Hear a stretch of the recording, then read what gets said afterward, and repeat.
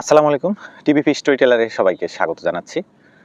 প্রতিবারের মতো আমরা আজকে আলোচনা করব বাংলাদেশের একটি গুরুত্বপূর্ণ বিষয় নিয়ে। আর আজকের বিষয়টি হচ্ছে অতীব গুরুত্বপূর্ণ বাংলাদেশের কৃষি এবং কৃষি অর্থনীতি। আমরা অন্তর্বর্তীকালীন সরকারের পক্ষ থেকে নানা ধরনের পদক্ষেপের কথা এবং তাদের উদ্যোগ কিংবা তাদের পরিকল্পনার কিছুটা আমরা জানতে পেরেছি। কিন্তু সেখানে যে ৬টি কমিশনের কথা বলা হলো কিংবা ব্যাংকিং খাতে সংস্কারের জন্য টাস্ক ফোর্স গঠনের কথা বলা হলো, তার বাইরে গিয়ে আমরা স্পেসিফিকভাবে আসলে মানুষ হিসেবে মানুষকে বেঁচে থাকার জন্য যে বিষয়টার উপরে নির্ভর করতে হয় সেই বিষয়টা কিন্তু আমরা এখনো তাদের পরিকল্পনায় আমরা দেখতে পাইনি। আর সেটি হচ্ছে বাংলাদেশের কৃষি। তো বাংলাদেশের কৃষি নিয়ে আসলে সবাই কথা বলে কিংবা সবাই কিছু বিষয় আছে না যে আপনি জেনেও না জানার ভান করে থাকেন, আপনি বুঝেও না বুঝার ভান করে থাকেন। তার মধ্যে বাংলাদেশের কৃষিটা হচ্ছে এমন একটা বিষয়, এবং সেখানে আমি আলোচনা করছি কৃষি এবং কৃষি অর্থনীতির গুরুত্ব নিয়ে। আপনারা জানেন যে মানুষের বেঁচে থাকার জন্য যে উপাদানটি সবচেয়ে বেশি প্রয়োজন কিংবা মৌলিক অধিকারের মধ্যেও সবচেয়ে গুরুত্বপূর্ণ মৌলিক অধিকার, সেটি হচ্ছে মানুষের খাদ্য। আর খাদ্যের সম্পূর্ণতা ছাড়া কোনো একটা দেশ উন্নতি করতে পারে না কিংবা সে সামনের দিকে এগিয়ে যেতে পারে না। সে শিল্পে কিংবা সে টেকনোলজিতে অথবা অন্যান্য খাতগুলোতে যদিও সে স্বনির্ভর হয়, কিন্তু সে যদি খাদ্যে স্বনির্ভর না হয় তাহলে তার ওই শিল্প এবং টেকনোলজি বিক্রি করে করেই খেতে হবে। সে কিন্তু ওই বিক্রি করতে যতক্ষণ পারবে ততক্ষণ হয়তো বা বাইরের দেশ থেকে আমদানি করে খাবে, কিন্তু তার জন্য তাকে বিরাট অঙ্কের অর্থ গুনতে হবে। আর বাংলাদেশের মতো একটি দরিদ্র দেশ যেখানে মানুষ ৮০% মানুষ দারিদ্র্য সীমার নিচে বসবাস করে, সেখানে সরকারের পক্ষ থেকে যদি কৃষির জন্য বা খাদ্যর জন্য যদি সঠিক রোডম্যাপ না নেওয়া হয় কিংবা এটাকে যদি মূল্যায়ন করা না হয় যেভাবে মূল্যায়ন করা উচিত, তাহলে সেখানে কি ভয়াবহ পরিস্থিতির সামনে অপেক্ষা করছে সেটা সহজে অনুমেয়। আর আরেকটা বিষয় আমি বলবো যে আপনারা দেখবেন যে বাংলাদেশে খাদ্য, কৃষি সমস্যা নিয়ে মাঝে মাঝে অল্প কিছু আলাপ আলোচনা হয় এবং নানা ধরনের ভর্তুকির কথা শুনি, নানা ধরনের উদ্যোগের কথা শুনি, নানা ধরনের প্ল্যান্ট স্থাপন কিংবা পরিকল্পনার কথা শুনি, কিন্তু সেটি কিন্তু আমাদের জাতীয় কৃষি অর্থনীতিতে কিংবা জাতীয় উৎপাদনে খুব একটা বড় প্রভাব ফেলছে না। যে উৎপাদনগুলোর কথা আপনারা শুনছেন যে কখনো কখনো আমাদের চাহিদার তুলনায় অধিক পরিমাণে আলু উৎপাদন হচ্ছে, চাল উৎপাদন হচ্ছে, এই যে খবরগুলো আমরা শুনতেছি, কিন্তু এর বাইরেও কিন্তু আমাদের বিপুল পরিমাণের ডাল, তেল এবং অন্যান্য উপাদান উপকরণগুলো আমরা আমদানি করতে হচ্ছে। তো কাজেই দেখা গেল যে আমরা কখনো যদি আলু উৎপাদন বেশি করি কিংবা চাল উৎপাদন বেশি করি, সেটি কিন্তু আমাদের ভোগান্তির লাঘব করে না, বরং দেখা যায় যে বাজারে কিন্তু দাম বৃদ্ধি পেয়ে যায়। বাজারের দাম বৃদ্ধি পাওয়ার অনেকগুলো কারণ রয়েছে, সেটা আমরা জানি। সেখানে সিন্ডিকেটের ব্যাপার রয়েছে, সেখানে ডিভ্যালুয়েশনের ব্যাপার রয়েছে, সেখানে ইনফ্লেশনের ব্যাপার রয়েছে, অনেকগুলো ব্যাপার রয়েছে, কিন্তু উৎপাদনের বিষয়টি সবচেয়ে বেশি গুরুত্বপূর্ণ।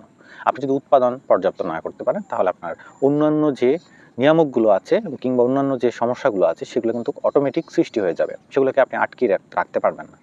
বাংলাদেশে টেকনোলজি কিংবা শিল্পের পেছনে যে পরিমাণ বিনিয়োগ হচ্ছে সেই পরিমাণে কিন্তু কৃষিতে বিনিয়োগ হচ্ছে না, কিংবা যেই পরিমাণে আমরা দেখতে পাচ্ছি যে আইটি সেক্টরে আপনার যে উদ্যোক্তা তৈরি হচ্ছে, এন্টারপ্রেনারশিপ তৈরি হচ্ছে, সেই পরিমাণে কিন্তু আপনার কৃষিতে এন্টারপ্রেনারশিপ তৈরি হচ্ছে না কিংবা উদ্যোক্তা তৈরি হচ্ছে না।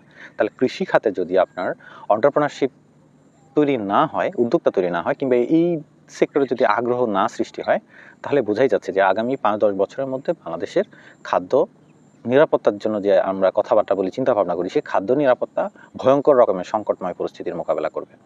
এটা হওয়াটা অবশ্যম্ভাবী, কারণ আমরা এখনো পর্যন্ত উৎপাদনের চেয়ে আমরা কন্টেন্ট ক্রিয়েশনের দিকে বেশি মনোযোগী। কারণ বাংলাদেশের অধিকাংশ যারা সচেতন শিক্ষিত তারা বেশিরভাগই কিন্তু বিভিন্ন ধরনের ডিজিটাল কন্টেন্ট ক্রিয়েশনের উপরে জোর দিচ্ছে কিংবা সেদিকেই মনোনিবেশ করছে। আপনি যদি বলেন যে এখন যারা বেকার রয়েছে তাদের মধ্যে কিন্তু 80% বেকার, তাদের প্রচেষ্টা হচ্ছে কিভাবে একটা কম্পিউটার কিনে কম্পিউটার দ্বারা সে ফ্রিল্যান্সিং করবে কিংবা আউটসোর্সিং করবে। পাশাপাশি এই যে আউটসোর্সিং এবং ফ্রিল্যান্সিং এর পাশাপাশি যদি বাধ্যতামূলকভাবে প্রত্যেকটা মানুষকে তার আশেপাশে যে কোনো খালি জায়গায় ন্যূনতম পরিমাণে কৃষি উৎপাদনের জন্য যদি নিয়োজিত করা যেত, তাহলে কিন্তু আমাদের দেশটা কেমনভাবে পরিবর্তন হতো আপনি চিন্তা করেন। কেননা আপনি শুধুমাত্র কৃষিতে যদি আপনি নির্ভর হয়ে পড়েন তাহলে হয়তো আপনার অন্যান্য সেক্টরগুলোতে পিছিয়ে পড়বেন, কিন্তু কৃষিতে নির্ভরতার কারণে আপনি কিন্তু অন্যান্য সেক্টরগুলোতে চাইলে আমদানি করেও আপনার প্রয়োজন মেটাতে পারবেন, সেটা আপনাকে হেল্প করতে পারে। কিন্তু কৃষিকে বাদ দিয়ে আপনি যদি অন্যান্য সেক্টরের উপরে কিংবা অন্যান্য উৎপাদনের উপরে নির্ভরশীল হয়ে পড়েন, তাহলে আপনি কিন্তু না খেয়ে মারা যাবেন, অর্থাৎ একটা অবশ্যম্ভাবী দুর্ভিক্ষের মধ্যে আপনাকে পড়তে হবে। তো কাজেই বাংলাদেশের অন্তর্বর্তীকালীন সরকারের কাছ থেকে আমরা একটু ব্যতিক্রম কিছু আশা করছিলাম কিংবা আমরা স্বপ্ন দেখছিলাম, কিন্তু আমাদের ইতিমধ্যেই আশায় গুড়ে বালি। আমরা অনেক ক্ষেত্রেই দেখেছি যে তারা আমাদের সেই স্বপ্নগুলো পূরণ করতে পারছে না, তারা ব্যর্থ হচ্ছে। আবার আমরা অনেক ক্ষেত্রে এটাও দেখতে পাচ্ছি যে আসলে আমরা জনগণ হিসেবে যতটুকু ভাবি, তারা মনে হয় যেন সঠিক জায়গায় থেকে তারা অনেক কিছুকে কঠিনই মনে করেন। তারা মনে করেন যে অনেক কিছুর পেছনে ডিপ্লোম্যাটিক বিষয়াদিগুলো রয়েছে। কিন্তু কৃষির জন্য তো আপনাকে ডিপ্লোম্যাসির দরকার হয় না। এদেশের জমি রয়েছে, এদেশে উর্বর জমি রয়েছে, এদেশের কৃষিতে দক্ষ জনগোষ্ঠী রয়েছে। তাদেরকে কিন্তু আপনি পরিকল্পনা, আপনার যদি মানে আধুনিক পরিকল্পনা থাকে, সেই আধুনিক পরিকল্পনা তাদেরকে দিয়ে আপনি বাস্তবায়ন করতে পারেন। কিন্তু আপনার তো পরিকল্পনাই নেই। আপনি কিভাবে সেটি বাস্তবায়ন করবেন? কৃষির জন্য উচিত হচ্ছে, কৃষির জন্য শুধুমাত্র খাদ্য নিরাপত্তার জন্য প্রতিটি জেলার, প্রতিটি ইউনিয়ন কিংবা প্রতিটি ওয়ার্ডের একজন করে কৃষি অফিসার নিয়োগ করা। শুধুমাত্র উপজেলা পর্যায়ে পর্যন্ত যাতে এটা না থেমে থাকে, এটা যাতে একেবারে ইউনিয়নের প্রতিটি ওয়ার্ড পর্যায়ে পর্যন্ত একজন কৃষি কর্মকর্তা থাকে, এবং সেই কৃষি কর্মকর্তার অধীনে অন্তত দু একটা টিম থাকে। ওই টিমে অভিজ্ঞ লোক থাকবে, পেশাদার থাকবে, যাদের সহযোগিতায় সঠিক পরিসংখ্যানের মাধ্যমে ওই অঞ্চলের অনাবাদি জমিগুলোতে চাষাবাদ করা হবে। ওই অঞ্চলের যে সকল পুকুরে মাছ চাষ করা হয় না, সেই সকল পুকুরে কিংবা বিলে কিংবা খালে মাছ চাষের ব্যবস্থা করা হবে। তাহলে কিন্তু কৃষিতে আপনি মনোযোগ বাড়ালে কিছু সুবিধা আছে। কৃষিতে যদি আপনি শুধুমাত্র কৃষির উপরে মনোযোগটা একটু বেশি বাড়াতে পারেন, তাহলে দেখা যাবে যে আপনি অন্যান্য গুরুত্বপূর্ণ বিষয়গুলোতে সমাধান করে ফেলতে পারছেন। তার মধ্যে 1 নম্বর গুরুত্বপূর্ণ বিষয় হতে পারে আপনার পরিবেশ নিরাপত্তা কিংবা সাস্টেনেবল এনভায়রনমেন্টাল ডেভেলপমেন্ট। এটা কিন্তু আপনি খুব সহজেই করতে সক্ষম হবেন। আর দ্বিতীয়ত আরেকটা বিষয় আপনার জন্য সহজ হয়ে যাবে, সেটি হচ্ছে আমরা যে পরিবেশের দূষণের কথা বলি, পরিবেশ দূষণ, এনভায়রনমেন্টাল ইরোশন বা রিভার ইরোশনের কথা বলি, এই বিষয়গুলো কিন্তু অতি অল্প সময়ের মধ্যে এগুলো কিন্তু ঠিক হয়ে যাবে। কারণ আপনি কৃষির জন্য আপনাকে পয় নিষ্কাশন করতে হবে, কৃষির জন্য আপনাকে সেচের ব্যবস্থা করতে হবে। তখন দেখা যাবে খাল বিলগুলো যেগুলো ভরাট হয়ে আছে, সেই ভরাট খাল বিলগুলো কিন্তু পরিষ্কার করতে আপনি বাধ্য হচ্ছেন, এবং সেগুলো যদি পরিষ্কার করে ফেলেন তাহলে দেখা যাবে যে পরবর্তী সময়ে সেখানে পানির প্রবাহ থাকবে। পানির প্রবাহের ফলে আপনি অনাবাদি যেসব জমিতে আপনি পর্যাপ্ত পরিমাণে পানির অভাবে চাষাবাদ করতে পারছেন না, সেখানে কিন্তু আপনি পানির প্রবেশ করাতে পারবেন।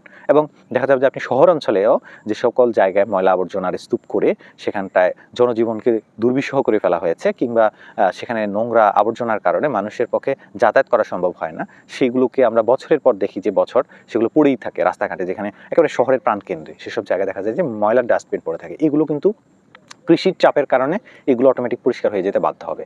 কারণ যারা কৃষি সচেতন মানুষ, তারা আমি দেখেছি যে জাতিগতভাবে তারা অনেক বেশি পরিবেশ সচেতন মানুষ। যারা কৃষিতে সচেতন তারা কিন্তু পরিবেশেও সচেতন হয়। আপনি জাপানের কথা চিন্তা করুন, আপনি চীনের কথা চিন্তা করুন, আপনি কৃষিতে যারা যুক্ত আছে এই ধরনের দেশগুলোর দিকে একটু চোখ দেন, দেখতে পাবেন যে তারা কিন্তু পরিষ্কার পরিচ্ছন্নতা কিন্তু বিশ্বের অন্যান্য দেশগুলোর জন্য উদাহরণ হয়ে গিয়েছে। তা কাজেই আমাদের কৃষির জন্য পরিবর্তন, আমি কৃষির জন্য একটা ভিডিওর মাধ্যমে আপনাদেরকে অনেকগুলো বিষয় নিয়ে কথা বলতে পারবো না, তবে আমি মনে করি যে আমিও এখানে ছোট্ট এক টুকরো জমিতে চেষ্টা করছি কিছু শাকসবজি চাষাবাদ করতে। কিন্তু এটার ব্যাপারে আমার আগ্রহ, ইন্টারেস্ট অনেক বেশি। কারণ আমি মনে করি মানুষের যে উন্নতির প্রয়োজন, অর্থাৎ একটা পরিবারের যদি উন্নতির প্রয়োজন হয়, তাহলে ওই পরিবারকে অবশ্যই কৃষির সাথে সম্পৃক্ত হতে হবে, কিছু না কিছু উৎপাদন করতে হবে। সেই কিছু না কিছু যদি উৎপাদনে অংশগ্রহণ করতে পারে, তাহলে তার জাতীয় জীবন, জাতীয়ভাবে সেটির প্রভাব পড়বে জাতীয় জীবনের উপরে, এবং সেটি রাষ্ট্রের উপরেও প্রভাব পড়বে। তো কাজেই আমার এই টিভিপি স্টোরি টেলার চ্যানেলের মাধ্যমে আমি আপনাদের সবাইকে যে আহ্বানটি দিতে চেয়েছি, যে আমন্ত্রণ করেছি, সেটি হচ্ছে কৃষির সাথে সংশ্লিষ্ট সকল ব্যক্তিদেরকে এগিয়ে আসলেই হবে না, বরং বাংলাদেশের প্রতিটি নাগরিককে কৃষির উন্নয়নে এবং কৃষি উৎপাদনে কিংবা কৃষি অর্থনীতির স্বয়ংসম্পূর্ণতার অর্জনে এগিয়ে আসতে হবে, এবং সরকারকেও তার প্রয়োজনীয় পদক্ষেপ গ্রহণ করতে হবে এবং পরিকল্পনা প্রকাশ করতে হবে, যাতে করে আমরা কৃষিতে স্বনির্ভর হতে পারি এবং আমাদের যে খাদ্য নিরাপত্তার বিষয় রয়েছে সেটি যাতে আমরা ঠিক রাখতে পারি। আজকে এই ভিডিওতে এটি বলা ছিল। সবাইকে ধন্যবাদ।